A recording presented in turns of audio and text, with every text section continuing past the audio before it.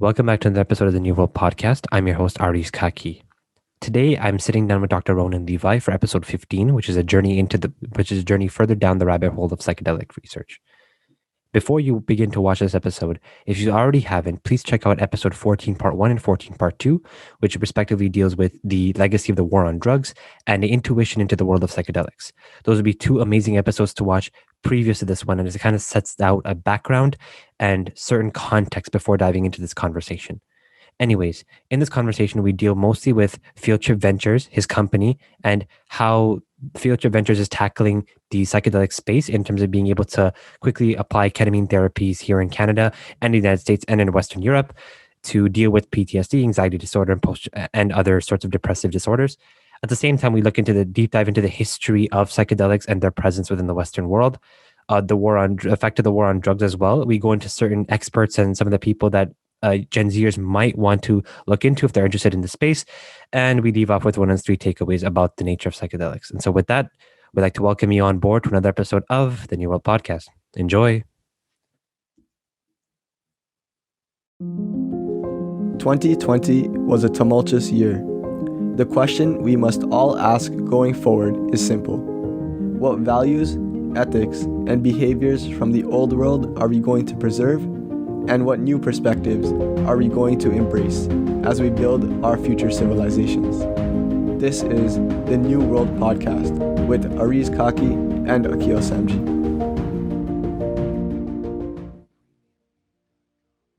Welcome back, ladies and gentlemen, to another episode of the New World Podcast. I have with me today Mr. Ronan, who happens to be the CEO and co-founder of Field Trip Ventures.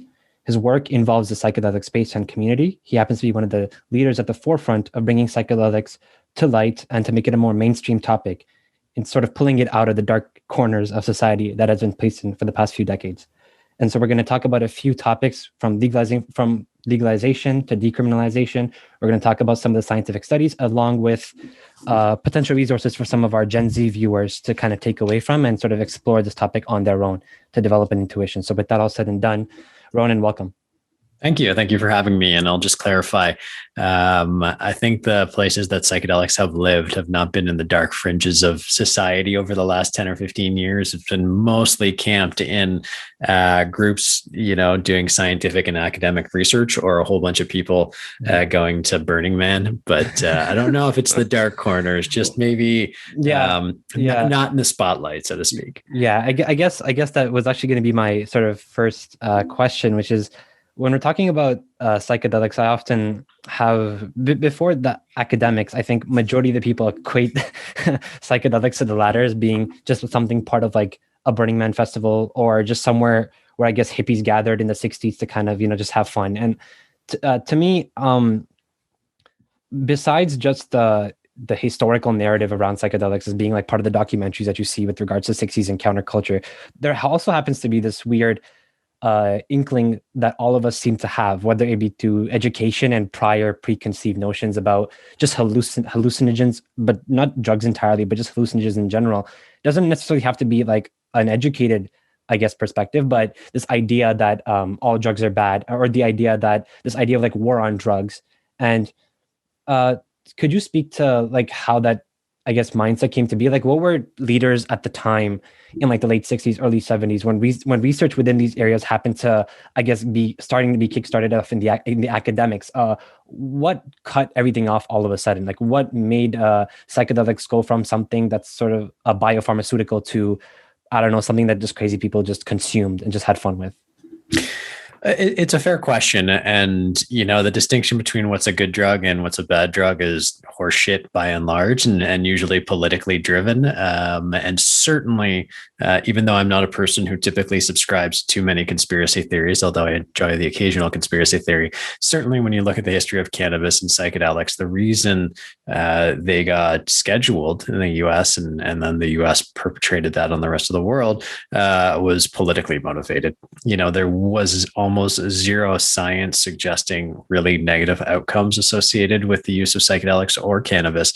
But there was an opportunity to use one of the focal points, which cannabis and psychedelics were, for the counterculture movement and kind of the new left as a way to break down, the central rallying point around those communities, right? So, and this isn't stuff I'm making up. This isn't a conspiracy. This is well documented that the Nixon administration actually did target these particular drugs specifically to try and affect the communities that surrounded them, which were posed, I think, probably an existential threat to his political career. And so that's where it came from. Following in 1969, 1970, psychedelics were scheduled and almost all research stopped at that point. And so, save for a few, I think, very brave researchers and an underground community of people who believed strongly in the therapeutic and expansive potential of psychedelics, they kind of went dark for a long time. And growing up, I was in the school in the 80s and 90s. We saw all sorts of all sorts of advertisements, the dare advertisements about winners don't do drugs and all that kind of stuff that really put propaganda in our minds about the relative risks of these particular molecules, and what's come out since is, again, a lot of what we were fed in high school was either a gross exaggeration or an outright lie. There was studies that have come out of Imperial College. One study was conducted by Professor David Nutt, who was the director of the UK's national, I forget the exact title of the committee, but it was essentially David Nutt acted as the drug czar, the person responsible for coming up with thoughtful drug policy in terms of keeping kids and people safe from the harms of drugs.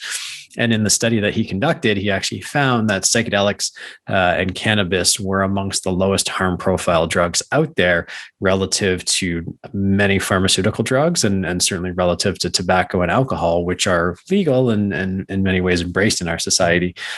So the perspective that these drugs are bad is certainly politically motivated, not rooted in science. And I think that's all coming to light right now. And I think a lot of the movement of what's happening now has been triggered in part by the research showing the profound efficacy and safety of psychedelic therapies, but also with the reemergence of cannabis, both at a political and medical level. People see that the sky has not fallen now that people have legal access to cannabis, and in many ways, maybe a better society. And so I think people are bringing a much more open mind to the psychedelic conversation. Right. Because when I think about psychedelics, the reason why at the beginning I sort of had stated that there's this idea of psychedelics being something fringe, like the entire topic to me brings apart like either three images, right? You have now the more modern, and as you mentioned previously, some brave researchers who still continue to work despite Nixon's war on drugs in the 70s and then into the 80s and 90s.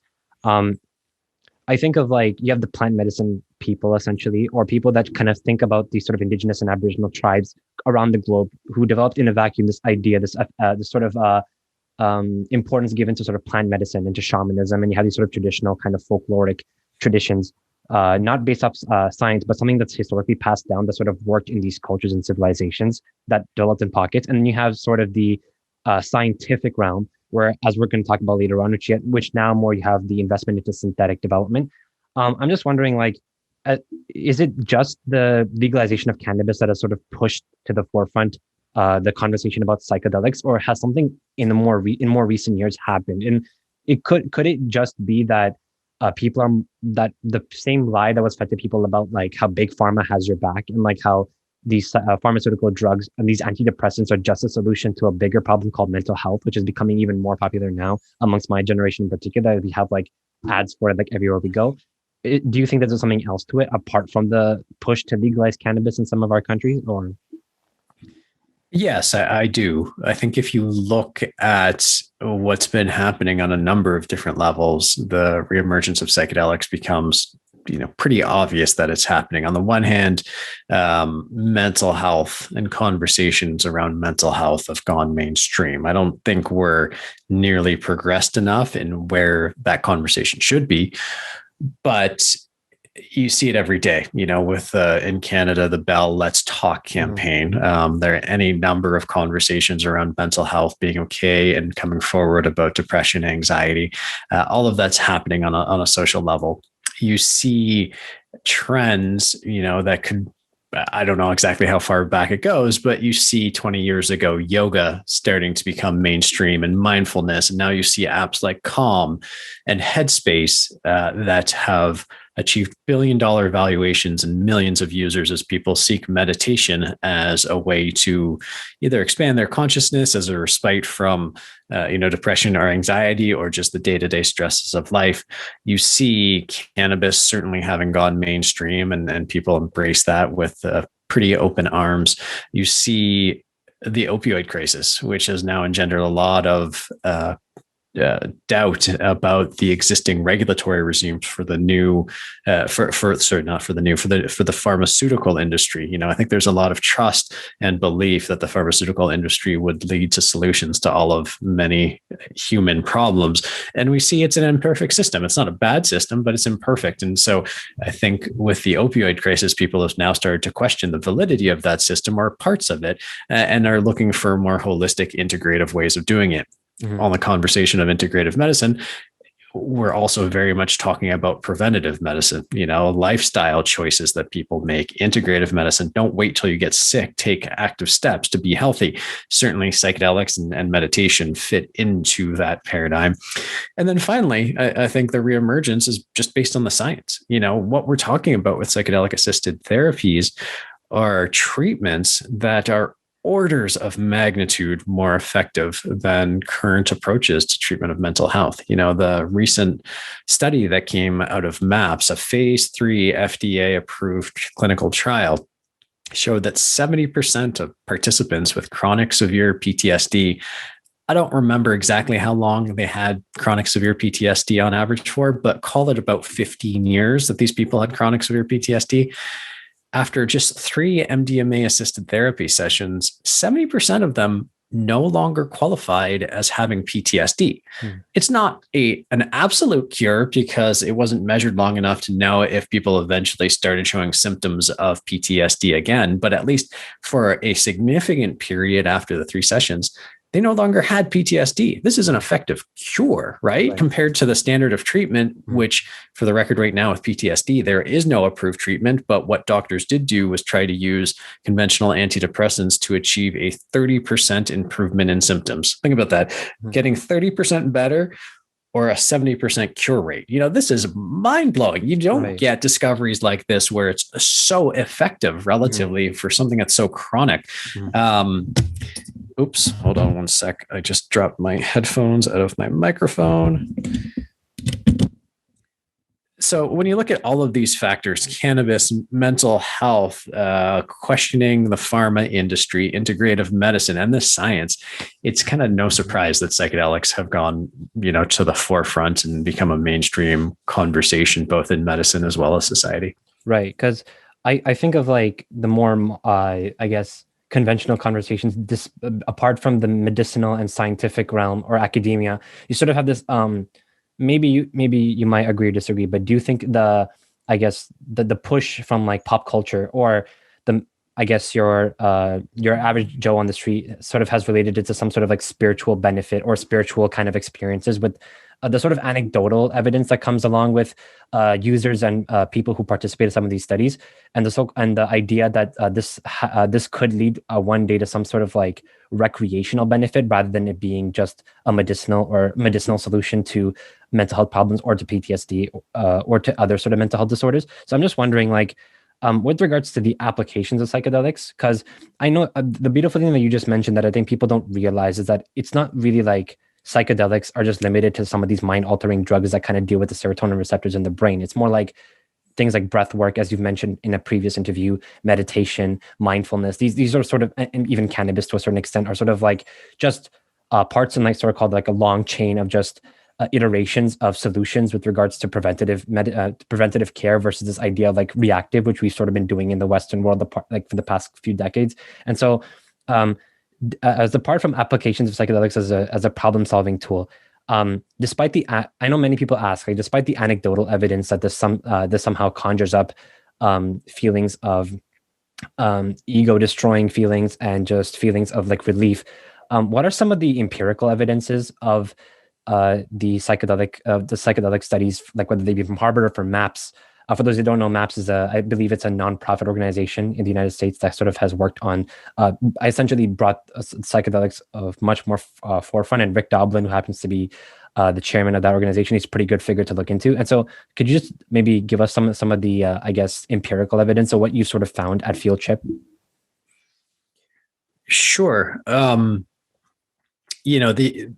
empirical evidence around psychedelics is pretty broad. It really depends on what question you're asking. But what we have seen, for instance, is using the MAPS trial.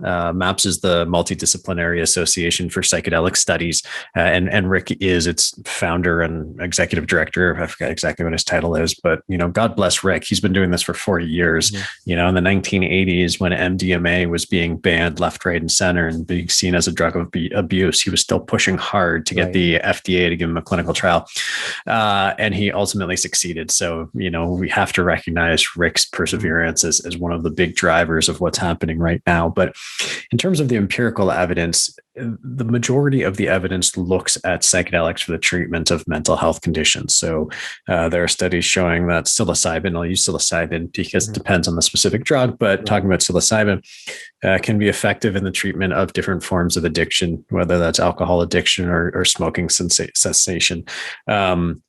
Interestingly, in one of the tobacco studies, the tobacco addiction studies, they found that, and I'm just paraphrasing the numbers because I don't remember them exactly, but about 75% of participants reported that they had a significant decrease in their use of cigarettes. But 80% of participants reported that their psilocybin experience was one of the most meaningful experiences of their lives. And I'll kind of touch on that a little bit because I think you kind of got into that in your question about spirituality and meaning, but we'll come back to that. We've seen studies looking at psychedelics for depression. That is certainly where the majority of research exists right now. For PTSD, there are studies showing that psychedelics may be effective in the treatment of eating disorders.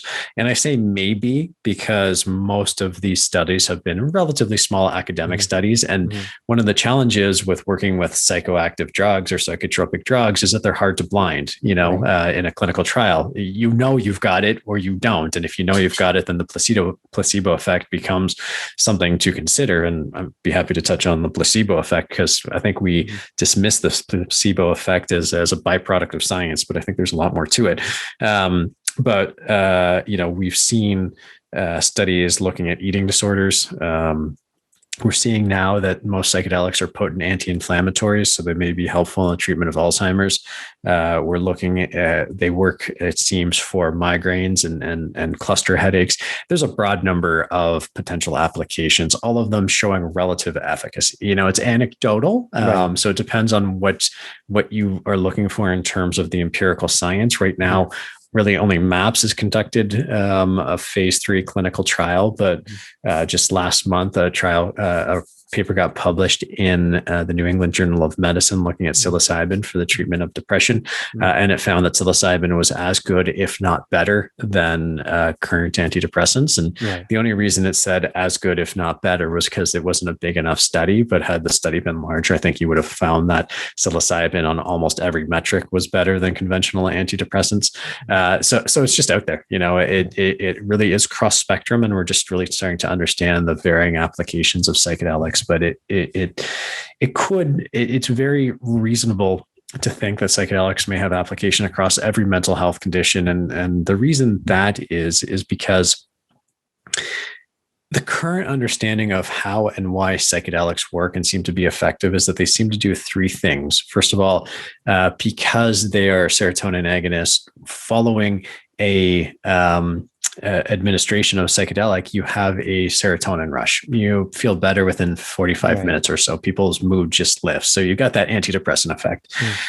Secondly, what happens during a psychedelic assisted therapy experience is that you're not at a party, you're not out in the woods, you're invited, you put on eye shades, you put on music, you're invited to go inward and experience whatever comes up. And during the psychedelic experience, what many people find is that they're able to revisit past memories or past traumas or just see the world from a different perspective. In fact, a study I was just reading about came out yesterday, or at least an article came out about it yesterday, showing that what psychedelics do is is they actually break down the mental models. We have all these mental models, and our brain literally becomes compartmentalized.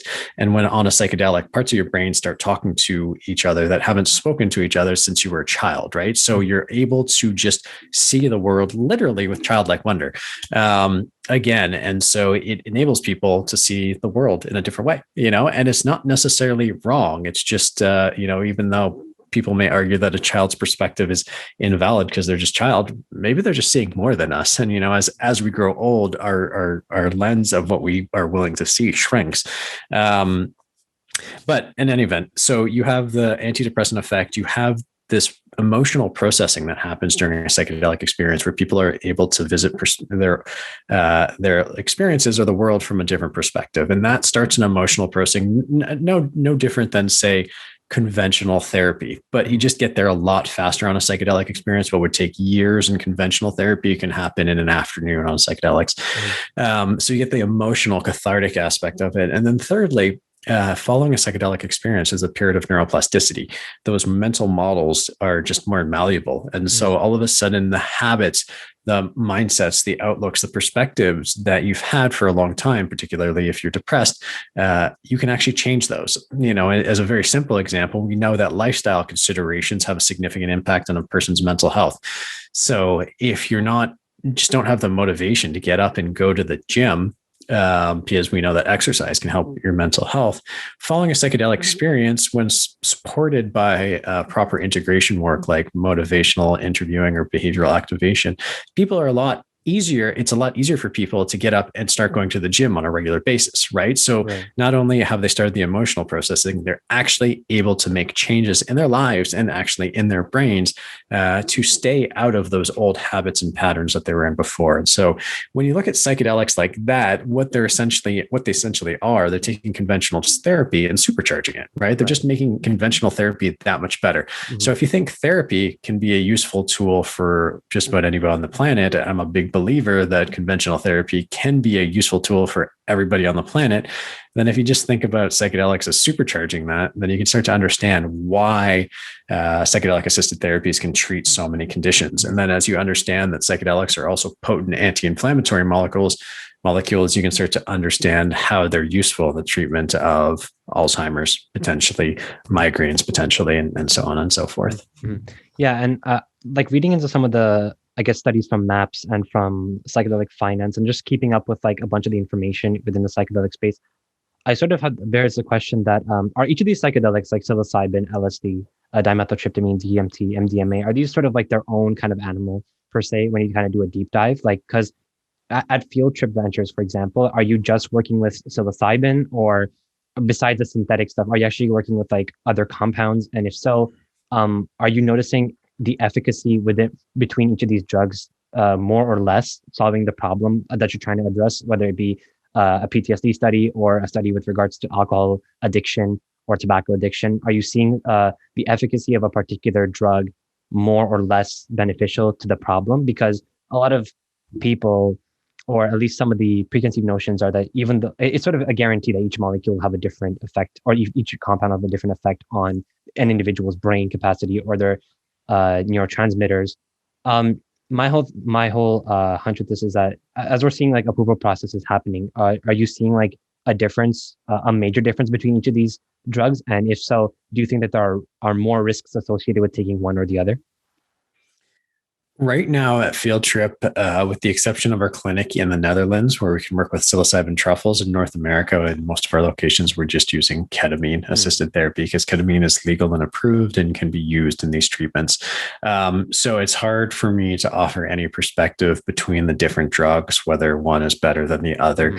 And even if we were using psilocybin and ketamine and MDMA side by side, which we will be in a few years as these trials continue to move forward and laws change. But even if we were doing that, it would be hard to necessarily offer anything more than anecdotal guidance, because right now, with the exception of a white paper study, which was observational, we haven't been doing any clinical trial work.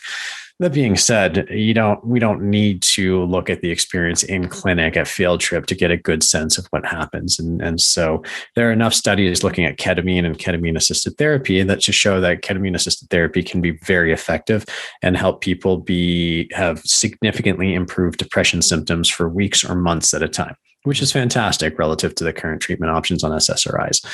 The psilocybin studies, on the other hand, suggest that it could be months or years at a time. So we know that psilocybin is probably a more effective treatment option for depression, at least, than ketamine, but ketamine is still a very good option. And one of the things that's nice about ketamine relative to psilocybin is that with ketamine, you don't have to go off your existing medications. With psilocybin, it's strongly advisable that you're no longer taking conventional antidepressants. MDMA has only been looked at in terms of PTSD, but we are treating people in our clinics with ketamine for the treatment of PTSD. Again, though, it's hard to make measurements between the two studies as to which is more effective. But all I can say is that the people who come to our clinic with PTSD do seem to have significant improvements. Probably not to the same order that we see with MDMA, but still, it's very significant. So, in terms of the risks and harms, what we know from the studies is that, generally speaking, most psychedelics are quite safe. They're generally non-addictive. In fact, they may be anti-addictive, particularly when used in the context of episodic treatments like we do for psychedelic assisted therapies. Drugs like MDMA and ketamine are potentially mildly addictive. So if you're using it frequently, then there's a risk of addiction, but generally the risk of harm is very low. With ketamine, it is one of the safest anesthetics out there. So even in our clinics, we're using very small doses. Even at large doses, that's okay, because that's actually how they use it as an anesthetic. So it's generally pretty safe. It doesn't depress the CNS or your breathing very much. Right. And so the answer is, when it comes to these molecules, even though we can't offer necessarily firsthand guidance from field trip, you can look at a lot of the objective data out there to show that they are safe and effective. And is there some case studies in which psychedelic therapy would not be advised to certain individuals, whether it be like a bad trip experience or some individuals that are already sort of predisposed to having bad trips, whether it be some sort of mental state or mental disorder? Yeah. So on the topic of bad trips, we should just talk about that first, which is right now the current belief is that there's no such thing as a bad trip per se. There are only hard trips and easy trips. Easy trips explain themselves. Hard trips can actually be amongst the most cathartic and therapeutic for people coming through, as long as they're supported, with a trained therapist in the proper container. If they are, then hard trips can actually become very good. They can be very functional and help people go further in their progress towards mental health and growth than an easy trip. So bad trips or hard trips are not something to be looked at negatively in and of themselves. It's only when a hard trip is not done in a proper container where they can become bad trips. And when they become a bad trip, then they can create their own instance of trauma, which obviously is not ideal. So the current belief is that there's no such thing as a bad trip in advance. Just some experiences can become bad trips if not done well. But generally speaking, in controlled environments, that doesn't happen very frequently. In terms of who is this not appropriate for, the answer is yes. There are some people who, at least right now, the belief is it's not, psychedelic therapies are not appropriate for. Obviously, women who are pregnant or nursing, it's generally unadvised. And it really just comes down to the basic question of benefit versus risk, right? Are the potential benefits outweighing the risks? When you're dealing with a pregnant woman or a woman who's nursing, generally speaking, the risks outweigh the benefits. Similarly, what we see is people with schizophrenia, people whose mental health challenges means that they have, I'll call it a more tenuous grip on objective reality than some other people. In those cases, psychedelics can either unmask schizophrenia. It's generally believed that they don't cause it, but they can accelerate it. Or worsen a person's schizophrenia and make their connection to reality even more tenuous. I don't know how deeply that's been studied, but those are the kind of two big buckets. Obviously, there are certain instances for other people across different drugs where those drugs may not be appropriate. But generally speaking, those are the two big categories of people who should not consider using psychedelics. And beyond that, it's more of a case-by-case basis. Right. Because I'm just wondering, like, what would maybe if you could infer this, what would your take be on, I guess, bipolar patients or people who have been diagnosed with bipolar disorder? I'm just a hunch that the idea that like psychedelics and some of these mind altering substances, as you mentioned, when we go into the spiritual, I guess, side of things, do you think there could be anything there? Because although bipolar patients themselves have a grip on reality, is there anything with regards to the sort of duality of personalities as being a factor, a sort of intermingling with each other in terms of past trauma or past experiences? I'm just wondering. You know what? I don't have the data on bipolar, so I can't speak to it that thoughtfully. All I can offer is two anecdotal instances, which is one of our investors and advisors sought out psychedelic therapy in part for his bipolar disorder. And he says his bipolar disorder has significantly improved as a result of his work with psychedelics. And that's been mostly underground work with psychedelics. And then there's one very interesting case study that I think happened in Vancouver, but I'm not entirely sure, where a woman took 10,000 micrograms of LSD, which is about 40 times a normal dose of LSD. She was sick for a couple of days, as you might imagine, but she came out the other side totally fine. And this goes back to a conversation about the safety of psychedelics. And she also reported that it helped resolve her bipolar disorder. So at least on those that N of 2 study, it seems that psychedelics could be useful for bipolar, but I don't have a more concrete answer than that right now. Although my sense is that bipolar is something that can be managed with psychedelics, given that it doesn't deal with a connection to reality. But again, I'm just speculating right now. Okay. And we wanted to get into some of the parts of the recreational aspects of psychedelics. But before we get into that, could you just walk us through how a therapy session at Field Trip would look like? So if a patient that, I guess, requests or desires to go under psychedelic therapy, how would this work? And you've also mentioned the idea of consuming psychedelic substances, particularly ketamine therapy right here in North America, with a controlled setting, with a controlled environment, with a specialized individual. So who is this individual? What are some of the, I guess, settings? What does the setting look like in terms of a controlled setting versus sort of the talk about eventually getting it recreational to people on the street? So like, what does this controlled setting look like? Like if a patient were to walk in right now? Sure. So a couple of thoughts there. First of all, right now, all the people who work in Field Trip are qualified therapists. They're trained and licensed therapists. But one of the big discussions is who is actually qualified to, shepherd someone through a psychedelic experience. And this is particularly germane in the state of Oregon, where they're creating the first legal market for psilocybin services, and they want to make it accessible. So they're questioning whether you need a therapy designation or if some other qualification is suitable, because there are many, I would say, very qualified people who aren't necessarily therapists, particularly people who have experience working with, the indigenous tribes that have been working with psychedelics for, centuries or millennia. So who is qualified is a question of debate, but at least within Field Trip, everybody who is a therapist is a qualified therapist or a psychologist.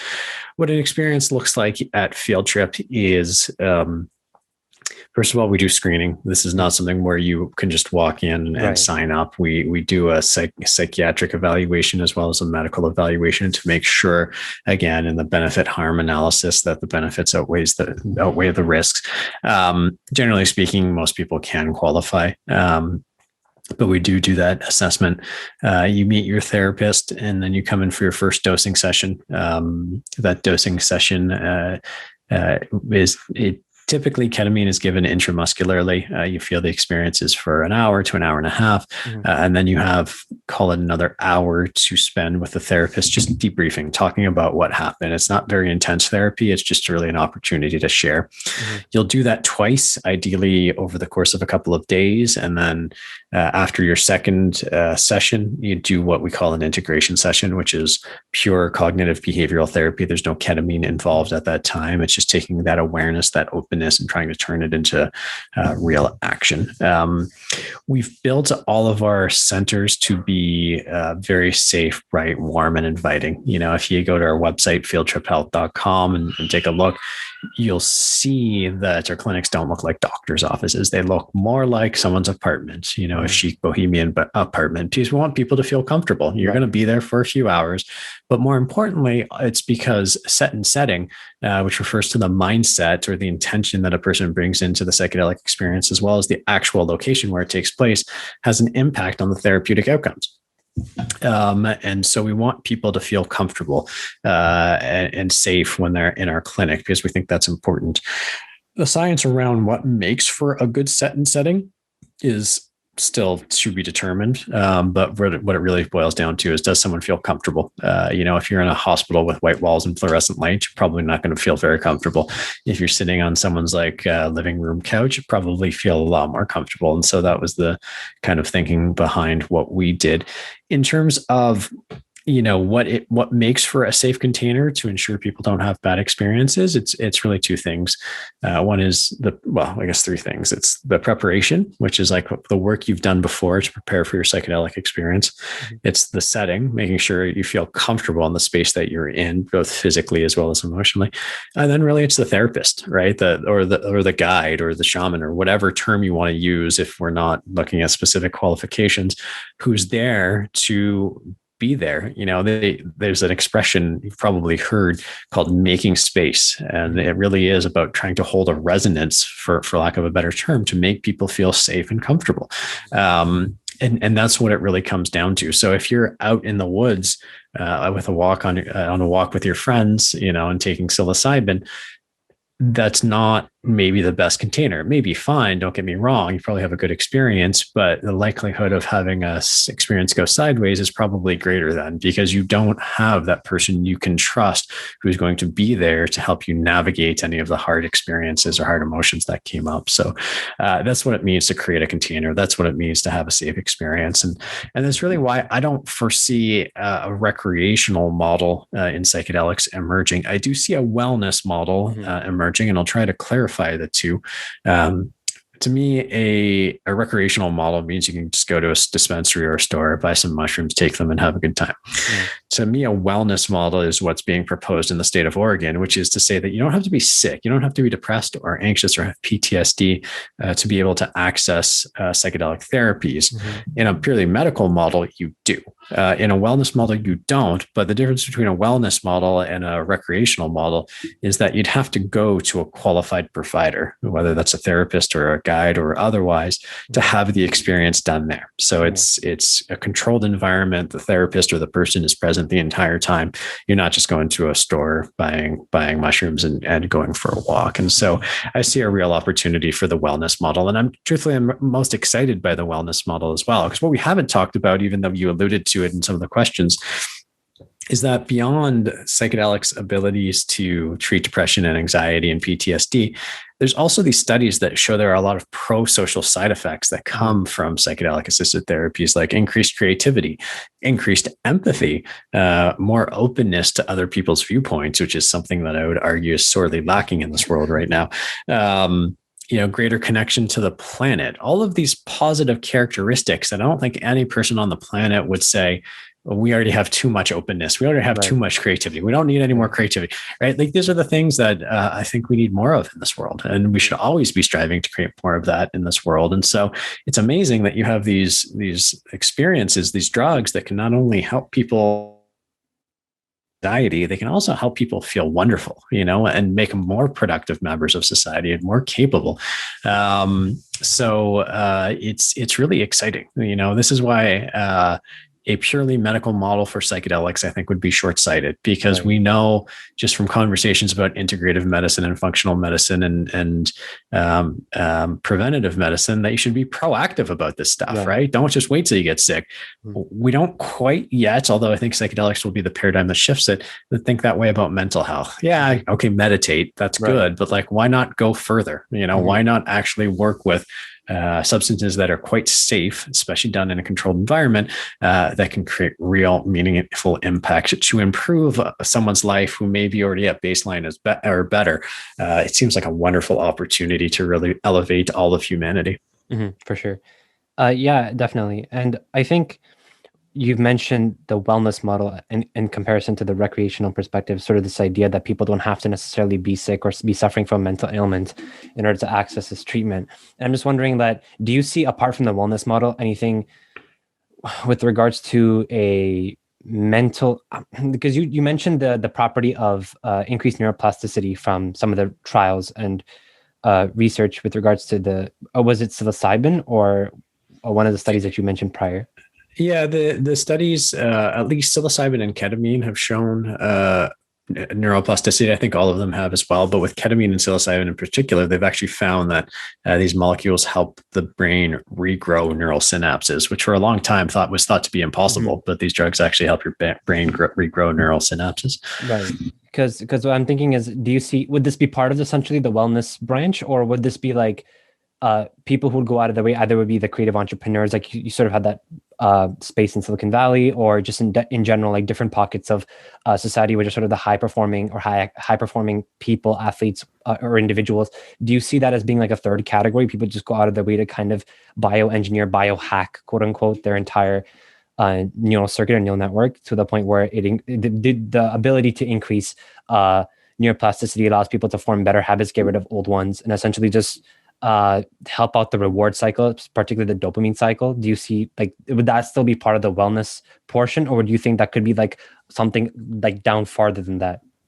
No, I still see that as part of the wellness model, which is anyone who's not doing it to address a specific indication, a specific disease, is using it in a wellness context. How far you want to take that, whether you just want to do it every once in a while to have a great experience and have something to talk about, or whether you're trying to biohack your brain and engineer yourself into a superhuman, that's kind of up to you. But that all fits within a wellness model because it's not treating a specific disease. Okay, cool. And I wanted to talk to you specifically about your time, especially when you developed Field Trip, because you sort of had an entrepreneurial background, considering that your academic background, I believe, was in law. Correct. Yeah. Right. So I just wanted to ask on behalf of us Gen Z students, which at the moment, a lot of us, as you probably know, it's sort of a cool thing nowadays to kind of do your own thing on the side, whatever that case may be, a side hustle, a business, a startup. And with regard to the psychedelic space, I know that many of the people that follow our channel over here, our podcast, have sort of just been interested in getting basic information. So I obviously refer them to the studies that we've spoken about in previous podcasts. But with regards to any open source resources, I've come across a few, or any essentially books or any sort of particular research papers or figures to follow. Before you get to that, do you see that psychedelic space could be something that could be open sourced in terms of people wanting to learn more about it, or actually be part of the industry, for someone that's not coming from a conventional like 4-year university degree space, and someone who just essentially wants to not just career transition, but actually want to be actively a leader in the space? Do you see that possibility? Or maybe with any sort of academic space, essentially, as the time goes by, more and more things become democratized and open source? I'm just wondering. Yeah, I mean, listen, anything is possible right now. It's like I'm sitting here, a reformed lawyer, actively working in the psychedelic space. My business partners are finance people, doctors. They come from a wider range of backgrounds. But I think it's less specific to psychedelics than just kind of the general trend towards the world, which is there's a need for expertise. But when it comes to being a successful business person or an entrepreneur, anybody has that qualifications. I think by and large, going to business school probably stunts people from being entrepreneurs, right? Because at the end of the day, the rational analysis of trying to start your own business will always conclude that you should never start your own businesses because the risks are always so massive. So I've long believed that the best entrepreneurs are not necessarily the smartest people out there. Because if you're too smart, then you analyze it too much and you can always find a reason to say no. But if you don't think too much and just get started, that's how you actually succeed, right? Too much planning can be the enemy of execution. So I fully foresee that opportunity existing in psychedelics, particularly as it moves out of the medical model. I think what we'll see in Oregon is that who can qualify to be a trained guide, which is probably the term that they'll use, it's going to be a lot broader than someone who has a degree in psychedelics. You may have to complete a course, you may have to complete a certification, but it doesn't mean you have to be a qualified therapist or have gone to school for psychology. And we know from tech startups, because I think technology will play an important role in the future of psychedelics. Anybody can be a tech entrepreneur as long as you have some coding background or can find someone who can code for you. Anybody can be an entrepreneur. So I certainly think that it can be open sourced for anyone who wants to participate, for sure. For sure. And with regards to resources, do you see, could you just suggest a few either current open source resources or any books, in particular academic journals, or any figures people should be following, young people, especially if they want to get involved in the space? I know we mentioned Rick earlier, but is there anyone else that comes to mind or any company? Yeah, there are a bunch. So Rick Doblin obviously is great. Professor David Nutt, he's been at the forefront of this for quite a while. Robin Carhart Harris is a professor at the Imperial College in the UK, as well as Matthew Johnson. They're two of the leading researchers in the space. If you're looking from the entrepreneurial business perspective, Christian Angermeyer, who's a German biotech billionaire who's very active in the space, is a great person to be watching. He's doing a lot of interesting stuff as well. Who else would I recommend? Follow the folks at Beckley, the Beckley Institute. They're some of the most wonderful people I've met in the space, and they're doing great work as well in terms of the research. So many academic institutions are opening up with psychedelic research. Johns Hopkins is clearly a leader in that space as well. I would caution against listening to people like Joe Rogan too much. His views tend to be a little bit extreme. Tim Ferriss, I think, is quite thoughtful in this space as well. So I'd definitely look for Tim Ferriss and my buddy Tucker Max. He's very thoughtful in the space from a more, real life perspective as well about how psychedelics can actually improve the quality of your lives and change your perspectives on things. Who else would I recommend? I would probably start with those. If you haven't read How to Change Your Mind by Michael Pollan, that's a fantastic book, and I'd strongly encourage people to read that. If you're interested in the Western history of psychedelics, Don Lattin's the Harvard Psychedelic Club is a great book, but it's not hard to find these resources. It's still a very small space, and so there's still it's pretty easy to find good information. It's not widely distributed yet. Yeah, hopefully sooner or later, either micro courses or the ability for people to access courses and information comes to light. I guess as you mentioned, within this tech space, there's all these other open source online tools. So hopefully sooner or later, something comes up within the psychedelic community for sure.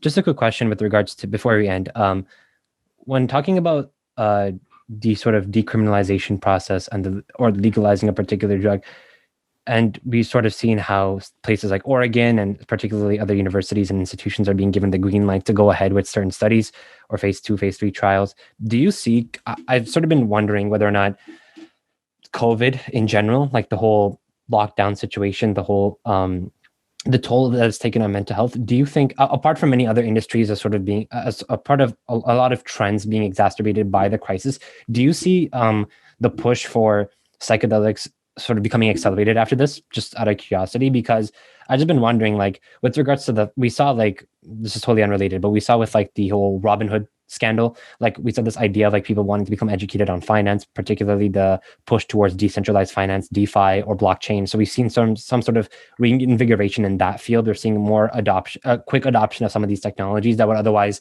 probably take a few years, and it's becoming a bit more mainstream. And as you mentioned, apart from Rogan, there's not that many pop culture influences or icons on the psychedelic space, despite his takes on it.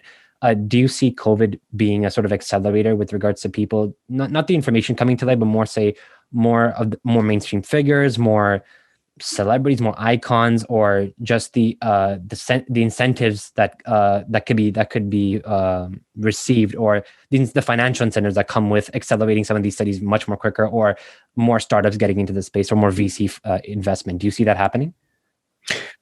Yeah, absolutely. We were already in a mental health crisis globally Mhm. before the pandemic started, and Right. we didn't really have much in the way of a toolkit to address it.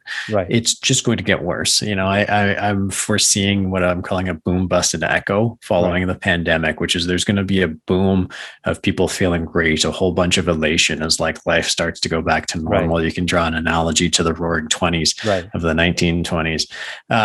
But I think that elation is going to be short lived, because what people are going to find is that as wonderful as it is to return to normal life, they still have problems in normal life. Right. And so all of a sudden that elation is going to tip into probably even greater depression and Mhm. greater anxiety when people are like, oh my God, what am I doing with my life? Like I Right. thought, well, everything was wonderful. The last 3 months was a crazy party. Mhm. And now I still got a job and I still got Right. kids and I still have like bills to pay. And man, like, where do I stand on this? Mhm.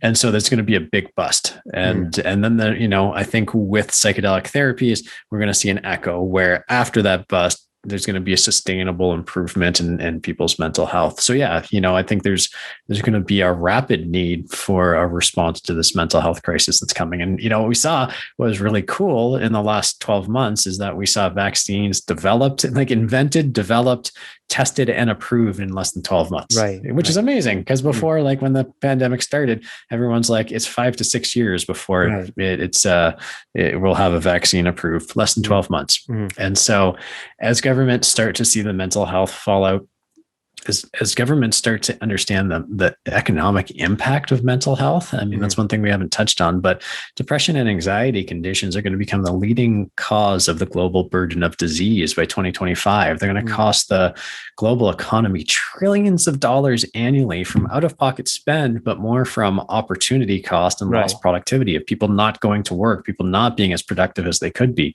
When people start to do the math on the humanitarian considerations as well as the economic considerations, I think a lot of people would be like, oh, we need to move a lot faster than this. And it's nice to see that you have states and Mhm. activists taking the lead on the state by state level. You see more and more research coming.